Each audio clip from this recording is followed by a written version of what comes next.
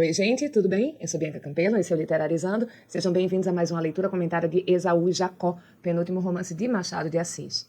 Se essa série de vídeos tem ajudado você a ter uma leitura mais proveitosa desse romance, a compreender melhor Machado de Assis, a desenvolver as suas habilidades de leitura, eu vou te pedir para deixar um like, compartilhar a playlist, compartilhar o canal com pessoas que você sabe que vão ter interesse em Machado de Assis, em expandir conhecimento do universo literário. Obrigada por fazer isso.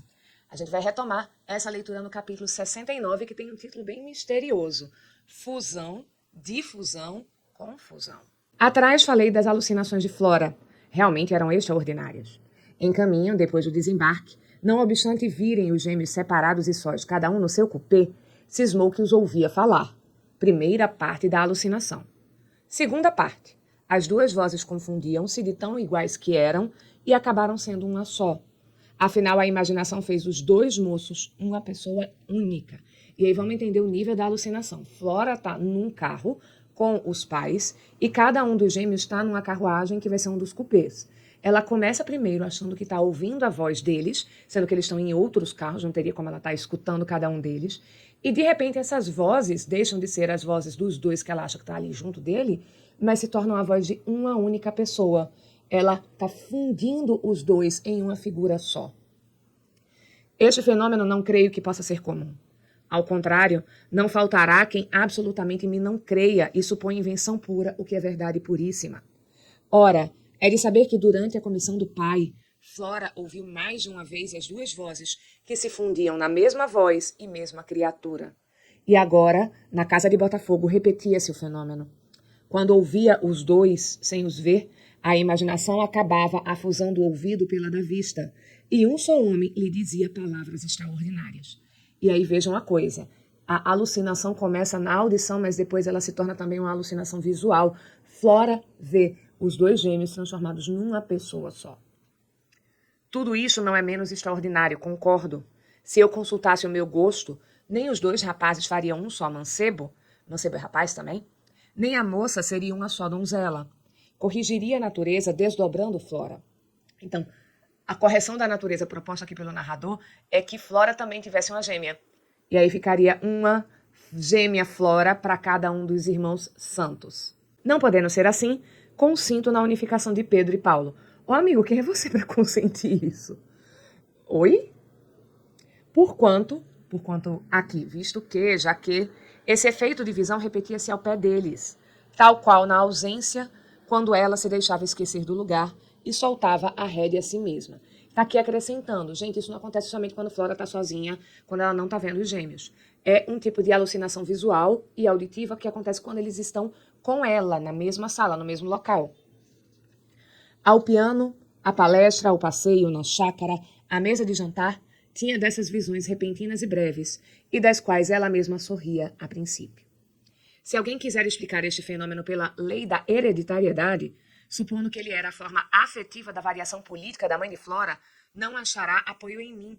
E creio que em ninguém. São coisas diversas. E aí vamos entender por que alguém pensaria isso, né? Por que alguém elaboraria uma teoria que diria que Flora está fazendo isso porque ela está herdando uma tendência da mãe.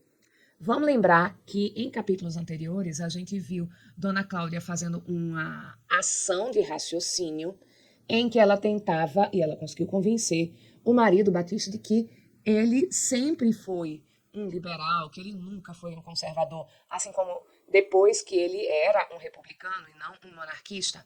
Então ela consegue, Dona Cláudia, transformar um ser em uma coisa diversa do que ele é. Só que, nesse caso, é uma posição política, não são pessoas, tá? Então, não tem nada a ver uma coisa com a outra. Mas essa é uma forma que Machado tem de satirizar os raciocínios que são ali de caráter determinista e que vai falar que uma pessoa se comporta do jeito X, Y, Z, que ela tem tais e tais tendências porque ela herda dos pais. E nesse ponto a gente tem uma coisa que é importante. Estamos vendo Flora ter alucinações. A gente está tendo Flora com alguma questão de saúde mental que não está indo bem. Quando o narrador tira Dona Cláudia da possibilidade desse espectro, né, de que isso seria uma coisa hereditária, que você teria uma semente disso lá em Dona Cláudia, ele está dizendo, não, Dona Cláudia faz isso com bastante sanidade. Dona Cláudia, ao fazer essas transformações de uma coisa na outra, no seu oposto, no seu universo, ela está fazendo isso por malandragem política. Flora está com um problema de saúde mental aqui, ela está tendo alucinações. Vamos seguir. Conheceis os motivos de Dona Cláudia. A filha teria outros que ela própria não sabia. O único ponto de semelhança é que tanto na mãe como na filha, o fenômeno era agora mais frequente, mas em relação à primeira vinha do atropelo dos acontecimentos exteriores. Nenhuma revolução se faz com a simples passagem de uma sala para outra. As mesmas revoluções, chamadas de palácio, trazem alguma agitação que fica por certo prazo até que a água volte ao nível. Dona Cláudia cedia à inquietação dos tempos. A filha obedeceria a outra causa qualquer, que se não podia descobrir logo, nem sequer entender. Afinal, Flora é uma inexplicável, já disse pra gente o conselheiro Aires, né? Era um espetáculo misterioso, vago, obscuro, em que as figuras visíveis se faziam impalpáveis. O dobrado ficava único, o único desdobrado, uma fusão, uma confusão, uma difusão. Gente, Flora está aqui sendo apresentada como uma pessoa que está tendo alucinações e delírios, não é nem de longe uma novidade na literatura de Machado de Assis.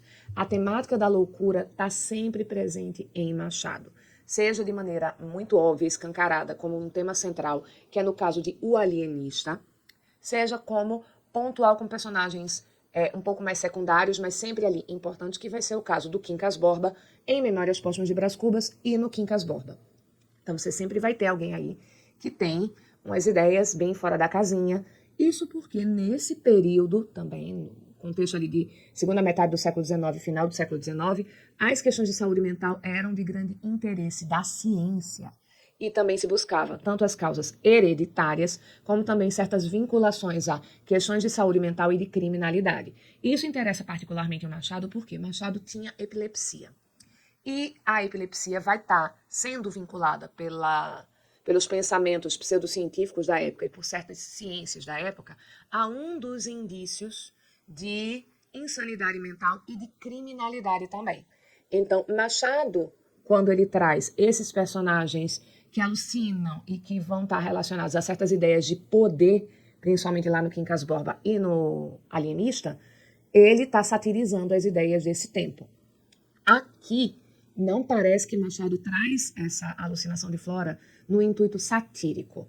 Ele tem um outro elemento metafórico, ele tem um outro elemento alegórico que vem nessa questão de Flora, mas que não vem pela sátira, tá? Isso aqui é um disclaimerzinho, é um aviso importante. Mas vamos continuar e vamos ver como é que ele vai desenvolver essa questão dessas alucinações da Flora nos próximos capítulos. Capítulo 80. Transfusão, enfim. Uma transfusão. Tudo o que puder definir melhor pela repetição e graduação das formas e dos estados, aquele particular fenômeno, podes empregá-lo no outro e neste capítulo. Dito o fenômeno, é preciso dizer também que Flora, a princípio, achava-lhe graça. Minto. Nos primeiros tempos, como estava longe, não lhe achou nada. Depois, sentiu uma espécie de susto ou vertigem, mas logo que se acostumou a passar de 2 a 1 e de 1 a 2, pareceu-lhe graciosa a alternação, e chegava a evocá-la com o propósito de divertir a vista. Então, Flora meio que ela vai controlar esse processo. Ela vai, em certas situações, quando está longe dos gêmeos, forçar essa situação. Ela vai buscar essa alucinação para divertir a vista, porque ela acha engraçado. Então, ela está muito consciente de que aquilo não está acontecendo, que não é real. Nisso a gente tem uma grande diferença em relação aos personagens que eu já citei, que efetivamente enlouquecem no processo, porque eles não se dão conta de que aquilo ali não pertence ao real. Flora tem essa consciência. Afinal, nem isso era preciso, a alternação fazia-se de si mesma. Umas vezes era mais lenta que outras, algumas instantânea. Não eram tão frequentes que confinassem com o delírio. Enfim, ela se foi acostumando e deleitando, ela se diverte com isso. Uma ou outra vez, na cama, antes de dormir, repetia-se o fenômeno, depois de muita resistência da parte dela, que não queria perder o sono. Então ela evitava fazer isso porque isso fazia ela perder o sono, mas vai terminar acontecendo. Flora passeava então pelo braço do mesmo garçom amado. Garçom, gente, que está aqui escrito com AOTIO no final, é a forma aportuguesada do garçom, que a gente usa nos bares, nos restaurantes, e que em francês significa rapaz. Então, aqui terminou se transformando, indicando ali a profissão do atendente dos restaurantes, dos bares e tal, mas originalmente a palavra significa rapaz. Então, ela sai passeando com braços dados com um rapaz, ora com outro, né? O rapaz amado. Paulo, se não Pedro, e ambos iam admirar estrelas e montanhas, ou então o mar, que suspirava ou tempestuava, e as flores e as ruínas. Não era raro ficarem os dois a sós, diante de uma nesga de céu claro de luar, ou todo repregado de estrelas como um pano azul escuro. Era a janela, supõe. Vinha de fora a cantiga dos ventos mansos. Um espelho grande, pendente da parede, reproduzia as figuras dela e dele, confirmando a imaginação dela. Como era sonho, a imaginação trazia espetáculos desconhecidos, tais e tantos, que mal se podia crer bastante o espaço de uma noite. E bastava. E sobrava. Sucedia que Flora acordava de repente, perdia o quadro e o vulto, e persuadia-se que era tudo ilusão, e raro então dormia. Se era cedo, erguia-se, andava, cansava-se, até adormecer novamente e sonhar outra coisa. Outras vezes a visão ficava sem o sonho, e diante dela uma só figura esbelta, com a mesma voz namorada, o mesmo gesto súplice, o mesmo gesto suplicante. Uma noite, indo a deitar-lhe os braços sobre os ombros, com o fim inconsciente de cruzar os dedos atrás do pescoço, a realidade, posto que ausente, clamou pelos seus foros, e o único moço se desdobrou nas duas pessoas semelhantes. A diferença deu às duas visões de acordada um tal cunho de fantasmagoria que Flora teve medo e pensou no diabo. Gente, por que Flora pensaria no diabo? Meu Deus, que pensamento mais radical esse. Por que ela está tendo uma interpretação religiosa desse fenômeno? Não é religioso, a gente vai entender isso no capítulo seguinte. Olha só. Capítulo 81. Ai, duas almas. Anda, Flora, ajuda-me citando alguma coisa, verso ou prosa, que exprima a tua situação. Cita Goethe, amiga minha. Cita um verso do Fausto adequado. Ai, duas almas no meu seio moram. A mãe dos gêmeos, a bela Natividade, podia havê-lo citado também antes deles nascerem, quando ela os sentia lutando dentro de si mesma. Ai, duas almas no meu seio moram. Nisto, as duas almas se parecem. Uma os concebeu, outra os recolheu. Agora, como é que se dá ou se dará a escolha de Flora, nem o próprio Mefistófeles nulo explicaria de modo claro e certo. O verso basta. Ai, duas almas no meu seio moram. Vamos entender qual foi a lógica aqui, tá, gente? Tá citando Goethe, Fausto e Mefistófeles.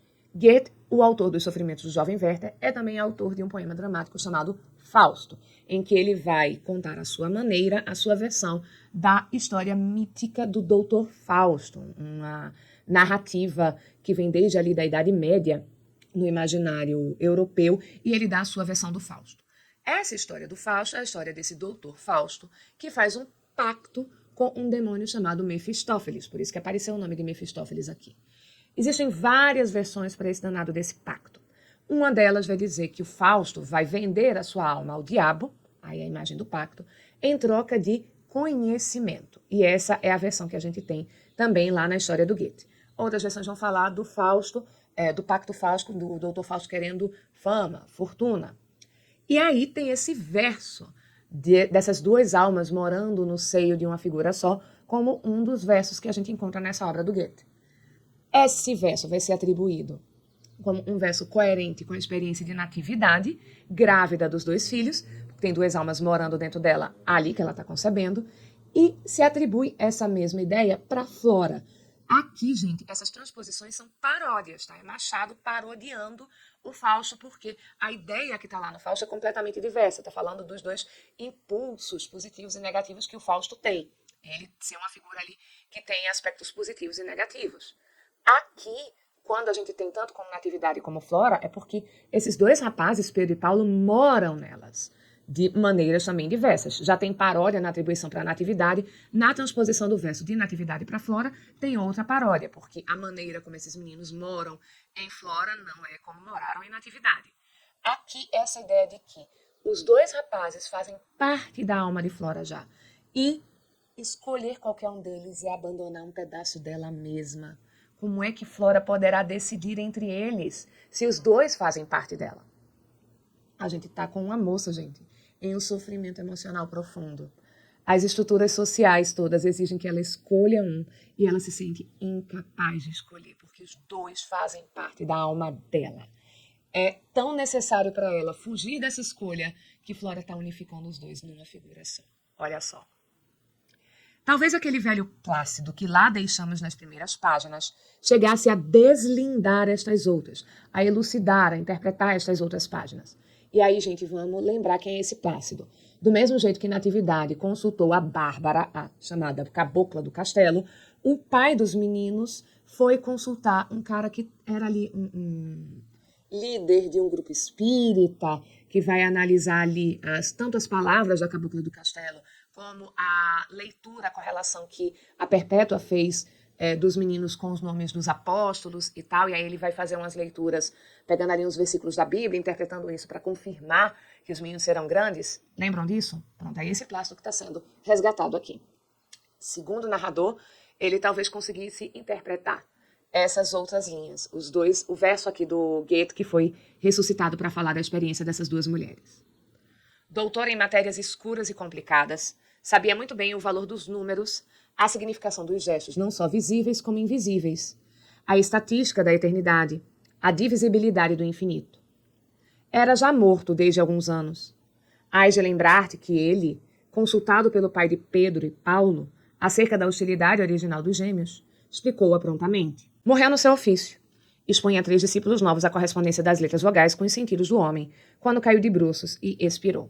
Gente, existem algumas correntes espirituais, filosóficas, algumas de origem judaica, que estabelecem que as letras de um nome, elas têm significado espiritual. No judaísmo, nas vertentes que fazem isso no judaísmo, esse componente espiritual, esse valor espiritual que está na letra, ele acontece apenas nas consoantes, porque o alfabeto hebraico, ele não tem as vogais. As vogais são sinaizinhos, meio que equivalente aos acentos que a gente usa, mas não é exatamente assim. Mais ou menos como isso, que você vai colocar nessas outras letras que simbolizam as consoantes. Existe essa corrente espiritualista dentro do judaísmo, existe essas correntes espiritualistas em outras formas de religiosidade. E um dado interessante é que no final do século XIX houve muitas tendências místicas. Essas tendências místicas vieram por conta da crise de fim de século.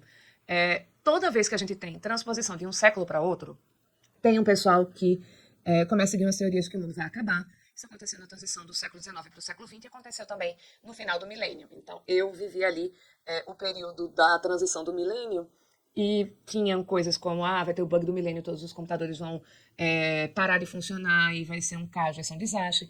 Tinham as tendências espiritualistas que faziam leituras de grandes desastres no final do milênio, na entrada do novo milênio e tal. Esse fenômeno aconteceu no final do século XIX. Inclusive, a codificação do espiritismo, o Plácido, a gente lembra que estava ligado ao espiritismo também, tem a ver com esse final de século e a sua popularização também. Tá? Então, o Plácido está aqui ensinando certas questões espiritualistas com esses valores meio numerológicos, de que a letra do nome tem um sentido espiritual, tem tudo a ver com essas correntes místicas de final de século e que a gente viu exercidas lá por uma parte dessa população do Rio de Janeiro, inclusive a sua elite, lá no iniciozinho do livro, quando Natividade e Perpétua vão para a Cabocla do Castelo, quando o pai dos meninos vai ali atrás do conselho do Plácido. Já então, os adversários de Plácido, que os tinha na própria seita, né? Existiam adversários ali na própria seita religiosa do Plácido, afirmavam haver ele aberrado da doutrina e, por natural efeito, enlouquecido. Santos nunca se deixou ir com esses divergentes de casa comum, que acabaram formando outra igrejinha em outro bairro, onde pregavam que a correspondência exata não era entre as vogais e os sentidos, mas entre os sentidos e as vogais. Esta outra fórmula, parecendo mais clara, fez com que muitos discípulos da primeira hora acompanhassem os da última, e proclamem agora, como conclusão final, que o homem é um alfabeto de sensações. E aí vem uma coisa bem interessante, agora, em termos de arte, tá? Os poetas simbolistas, e aí o Rimbaud, por exemplo, vai ser um dos grandes nomes do simbolismo francês, vão fazer algumas experiências em que eles relacionam os sons de vogais com sensações. Por exemplo, tem o Rimbaud um soneto em que ele vai relacionando cada vogal a uma cor, tá? É uma relação bem interessante que a poesia desse tempo vai fazer, explorando esse alfabeto de sensações, só que em termos de poesia, não falar isso sobre o ser humano concreto no mundo real. Venceram estes, os que disseram que o Plácido estava errado, ficando muito poucos fiéis à doutrina do velho Plácido. Evocado algum tempo depois de morto, confessou ele ainda uma vez a sua fórmula como a única das únicas, e excomungou a quantos pregassem o contrário. Aliás, os dissidentes já o haviam excomungado também, declarando abominável a sua memória, com aquele ódio rijo que fortalece alguma vez o homem contra a frouxidão da piedade.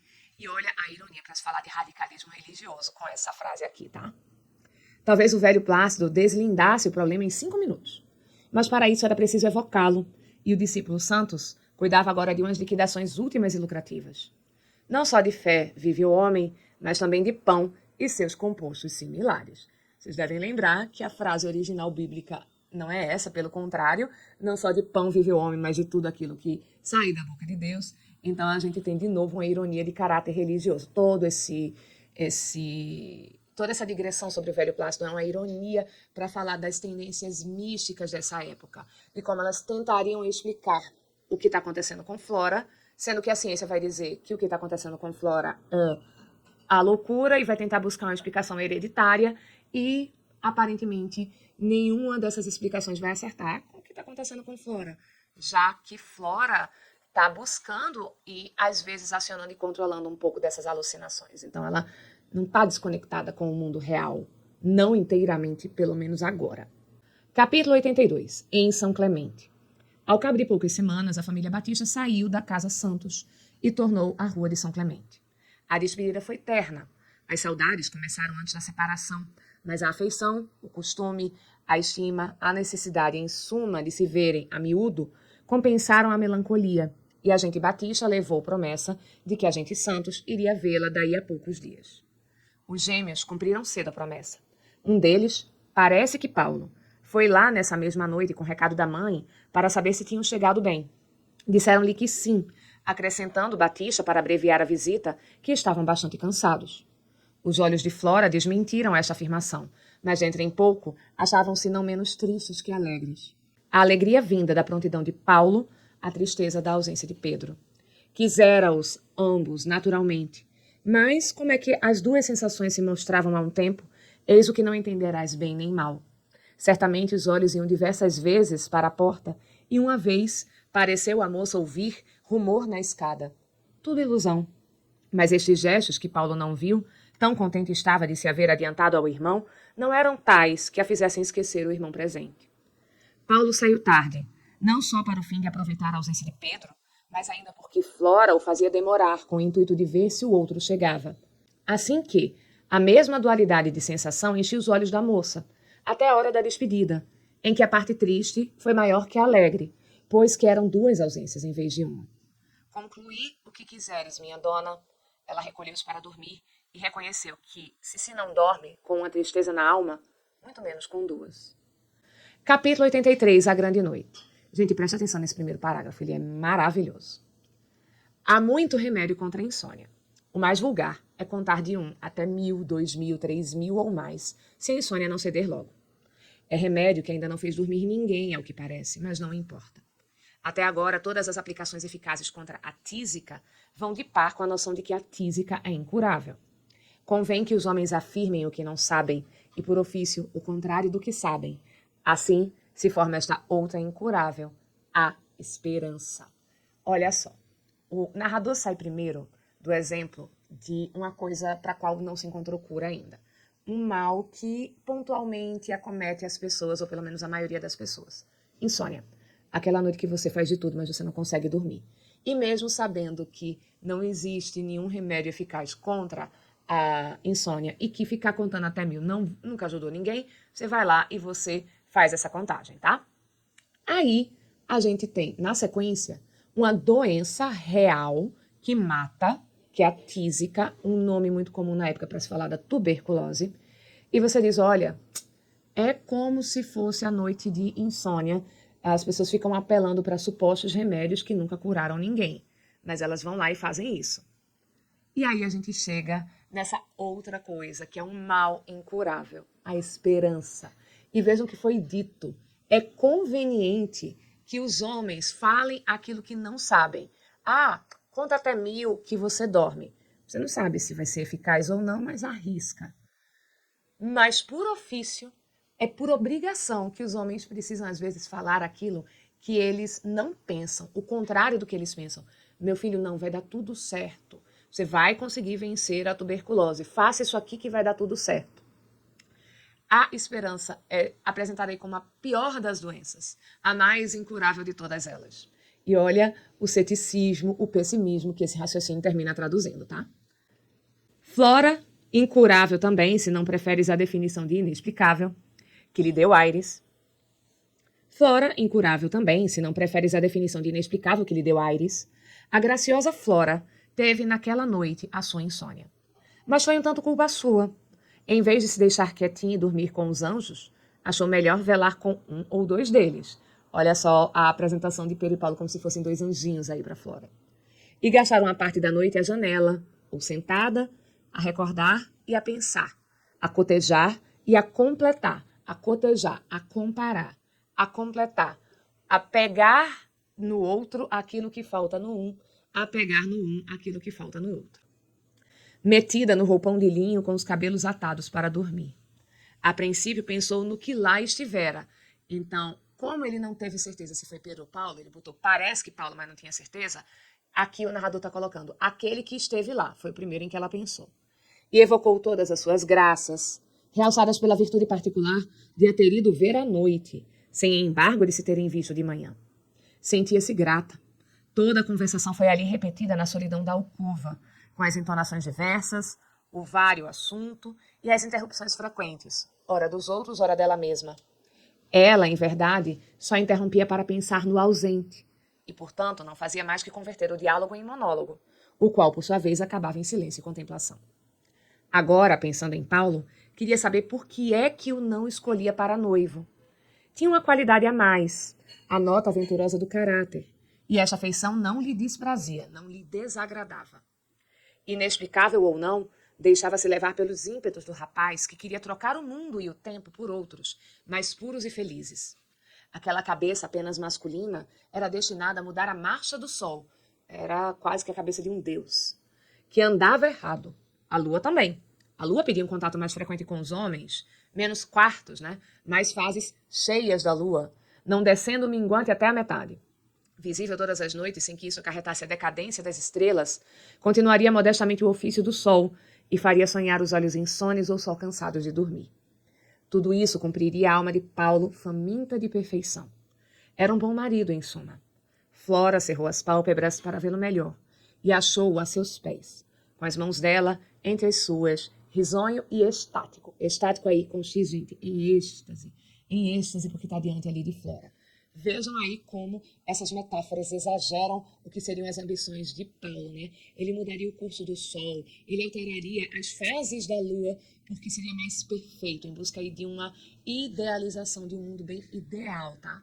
Então, Paulo, em certos arroubos, pelo menos na visão de Flora, é quase que um personagem romântico querendo mudar o mundo. Paulo, meu querido Paulo, inclinou-se para vê-lo de mais perto. E vamos lembrar, gente, que ele não está ali na frente dela. Isso tudo está na imaginação, está na fantasia, está na alucinação de Flora. E não perdeu o tempo nem a intenção. Visto assim, era mais belo que simplesmente conversando das coisas vulgares e passageiras. Enfiou os olhos nos olhos e achou-se dentro da alma do rapaz. O que lá viu não soube dizê-lo bem. Foi tudo tão novo e radiante que a pobre retina da moça não podia fitar nada com segurança e nem continuidade. As ideias faiscavam como saídas de um fogareiro à força de abano. Você junta aquele montezinho de lenha, acende fogo nela, vai ser esse fogareiro. No que você abana, vão saindo essas fagulhas, tá? As sensações batiam-se em duelo. As reminiscências subiam frescas. Algumas saudades, e ambições principalmente. Umas ambições de asas largas que faziam vento só com agitá-las. Sobre toda esta mescla e confusão chovia ternura. Muita ternura. Flora recolheu os olhos. Paulo estava na mesma postura. Mas do lado da porta, metido na penumbra, a figura de Pedro aparecia, não menos bela, mas um tanto triste. Flora sentiu-se tocada daquela tristeza. Parece que se amasse exclusivamente o primeiro, o segundo podia chorar lágrimas de sangue sem lhe merecer a menor simpatia. que o amor, conforme as ninfas antigas e modernas, não tem piedade. Aqui a gente tem uma evocação ali para a mitologia clássica, né? As ninfas antigas. Por que o amor não tem piedade? Porque o amor vai flechar as pessoas, as ninfas, os homens, os deuses, de maneira impiedosa e provoca paixões que são arrebatadoras. E quando não são correspondidas, os sofrimentos são terríveis. Quando há piedade para outro, dizem elas, as ninfas, as musas das poesias, tá? É que o amor ainda não nasceu de verdade ou já morreu de todo. E assim o coração não lhe importa vestir esta primeira camisa do afeto. A primeira camisa do afeto é a piedade. Quando o amor ainda não nasceu, vão dizer as ninfas antigas e as modernas, as musas, os poemas, é que o amor não nasceu ainda. Você ter pena de uma pessoa a quem você não corresponde os sentimentos amorosos é porque você não está realmente ainda apaixonado por outra. É o que se vai dizer aqui. A gente pode concordar ou discordar disso e eu queria saber a opinião de vocês. Vocês concordam que se você só sente pena de alguém por quem você não corresponde a sentimentos amorosos, se você não está realmente apaixonado por uma terceira pessoa? Perdoa a figura. Não é nobre nem clara, mas a situação não me dá tempo de ir à cata de outra. Perdoe essa metáfora. Essa metáfora não foi legal, ela não foi nobre, ela nem foi tão bonita assim, nem traduz com clareza o que eu penso, mas eu não estou com tempo de procurar outra. Amigo, você está com preguiça de procurar outra. Ou você não tem capacidade de encontrar uma melhor, mas dizer que você não tem tempo... Oh, gente, você está escrevendo aí, você não está me contando essa história, qual a pressa que você tem? Não faz o menor sentido dizer que é por conta de falta de tempo que você não está escrevendo isso melhor. Pedro aproximou-se a passo lento, ajoelhou-se também e tomou-lhe as mãos, que Paulo apertava entre as suas. Paulo ergueu-se e sumiu-se pela outra porta. O quarto tinha duas, a cama ficava entre elas. Assim como Flora fica dividida entre os dois, o quarto dela fica dividido entre duas portas e a cama dela fica exatamente no meio dessas duas portas, desses dois caminhos. Flora está permanentemente, gente, numa bifurcação que leva a duas portas, a duas saídas diferentes. Talvez Paulo fosse bramindo de cólera, tremendo de raiva. Ela que não ouviu nada, tão docemente vivo era o gesto de Pedro, já agora sem melancolia, e os olhos tão estáticos, em tanto êxtase como os do irmão. Não eram tais que saíssem como os destes às aventuras. Tinham a aquietação de quem não queria mais sol nem lua, que esses andam aí, que se contenta de ambos, e se os acha divinos, não cuida de os trocar por novos. Era a ordem, se queres, a estabilidade, o acordo entre si e as coisas, não menos simpáticos ao coração da moça, ou por trazerem a ideia de perpétua aventura, felicidade, ou por darem a sensação de uma alma capaz de resistir. Então, o que é que Flora percebe em Paulo que a encanta? Esse instinto revolucionário de mudar tudo. Igualmente, porém, ela se encanta com a estabilidade prometida por Pedro. Seja porque ela vincula essa estabilidade a uma ideia de felicidade, seja porque ela vincula isso a uma capacidade de resistência. E que você não encontraria em Paulo. Talvez o medo de que essa necessidade de novidades de Paulo fizesse ele um dia não amá-la tanto assim? É possível. Nem por isso os olhos de Flora deixaram de penetrar os de Pedro até chegar à alma do rapaz. O motivo secreto desta outra entrada podia ser o escrúpulo de cotejar, de comparar as duas para julgá-las, se não era somente o desejo de não parecer menos curiosa de uma que de outra. Ambas as razões são boas, mas talvez nenhuma fosse verdadeira. O gosto de fitar os olhos de Pedro era tão natural que não exigia intenção particular nenhuma, e bastava fitá-los para escorregar e cair dentro da alma namorada. Era gêmea da outra, não lhe viu mais nem menos que nesta. Unicamente, e aqui toco o ponto escabroso do capítulo, achou cá alguma coisa indefinível que não sentira lá. Em compensação, sentiu lá outra, que não se lhe deparou cá. Indefinível, não esqueças. Escabroso, porque nada há pior que falar de sensações sem nome. Crede-me, amigo meu, e tu não menos, amiga minha. Crede-me que eu preferia contar as rendas do roupão da moça, os cabelos apanhados atrás, os fios do tapete, as tábuas do teto e, por fim, os estalinhos da lamparina que vai morrendo. Seria enfadonho, mas entendia-se. E aí, gente, Machado está fazendo um shade, mas um shade imenso no realismo e no naturalismo. E em certa vertente que no romantismo tenta parecer muito realista. Uma coisa que caracterizou a escritura do realismo e do naturalismo, e que a gente vê muito claramente em alguns autores franceses e brasileiros, é a necessidade de dar todos os detalhes possíveis e imagináveis, inclusive nas descrições físicas de pessoas e de ambientes. O Balzac tem um livro chamado Pai Goriot, que, sem brincadeira, antes de a gente chegar em qualquer personagem, são as 40 páginas de descrição. Claro que esse número vai variar na forma como a edição está feita, mas gente, assim, é um capítulo inteiro que ele começa descrevendo a rua, depois ele escreve a parte de fora da casa, depois ele entra numa casa e ele vai descrevendo com minúcia cada lugarzinho da casa, para só depois a gente começar a ter contato com os personagens.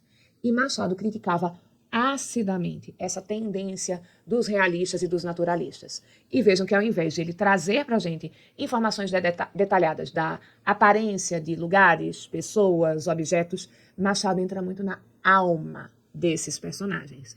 E ele não faz isso apenas interessado em um retrato psicológico de caráter realista para falar das intenções em relação aos outros, os sentimentos definíveis sobre os outros e como é que eu quero usar isso na minha sobrevivência social. Flora, em que ele mergulhou tão profundamente aqui, não está minimamente preocupada com isso. E Machado está tentando descrever para a gente, ele está tentando contar para a gente o delírio de uma pessoa. E não é a primeira vez que Machado vai fazer isso. Tem um capítulo inteiro lá em Memórias Póstumas de Brás Cubas, em que ele vai trazer pra gente um delírio do Brás Cubas. Um delírio pré-morte, o Brás está muito doente, ele está prestes a falecer, e ele começa a ter alucinações com um hipopótamo imenso, em cujas costas ele vai viajar no tempo, e ele vai chegar até a origem dos tempos, e ele dá de cara com a natureza, que também se chama Pandora, e tem uma conversa com ela. É um delírio daqueles, assim, bem absurdos. O de Flora não chega a ser tão absurdo, mas ele vai entrar em contato com coisas que não dá para traduzir em palavras.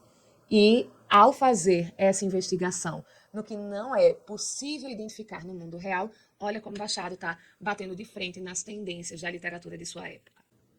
Sim, a lamparina ia morrendo, mas ainda podia dar luz ao regresso de Paulo.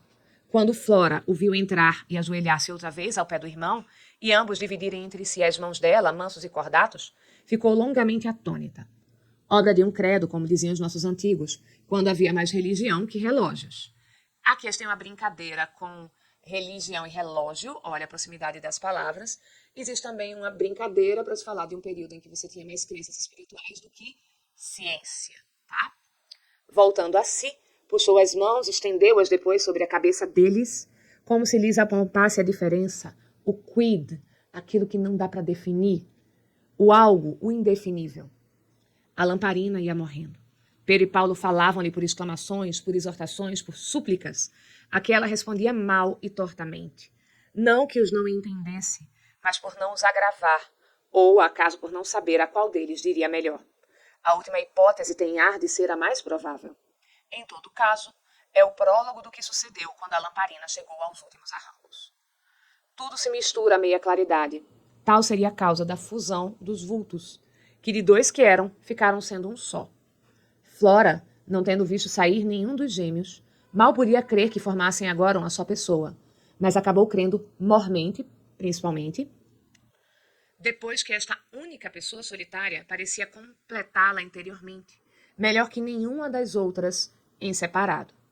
Era muito fazer e desfazer, mudar e transmudar. Pensou em enganar-se, mas não.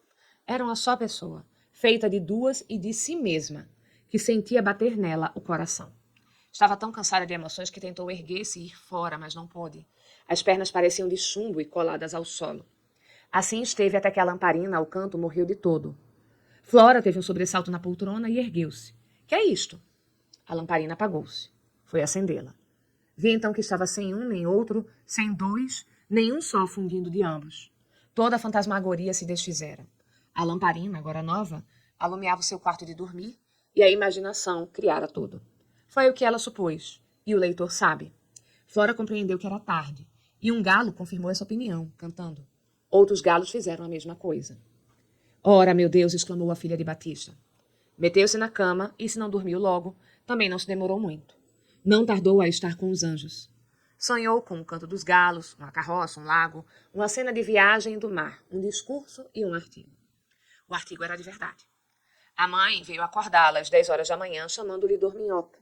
E ali mesmo, na cama, lhe leu uma folha da manhã que recomendava o marido ao governo, Então, o pai de Flora estava sendo recomendado ali, né, indicado para que o governo aproveitasse ele em alguma posição política. Flora ouviu satisfeita. Acabara a grande noite. Acaba também aqui a nossa leitura de hoje. Gente, como é que vocês acham que vai terminar esse processo de Flora? Flora vai progredir nessa desconexão com o real e nesses devaneios, nessas alucinações, nesses delírios? Ou Flora vai se resolver ficando com um desses rapazes e vai acalmar o coraçãozinho dela? Me contem o que vocês acham. Vejo vocês no próximo vídeo. Um beijo e até logo.